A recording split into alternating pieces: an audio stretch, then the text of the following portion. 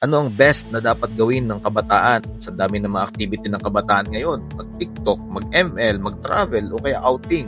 Ano nga ba ang best na dapat gawin habang bata ka pa? Ecclesiastes 12 verse 1, remember your Creator in the days of your youth, before the days of trouble come. Ibig sabihin, habang bata ka pa, unahin mo si Lord. Hindi mo kailangan maghintay ng tamang panahon para seryosohin ang faith mo. Hindi lang puro lakwat siya, cellphone o scrolling sa social media. Kasi kapag dumating ang adulting stage, bills, trabaho, responsibilities, mas mahirap nang bumawi. Masarap mag-enjoy pero mas masarap ang buhay na may direksyon.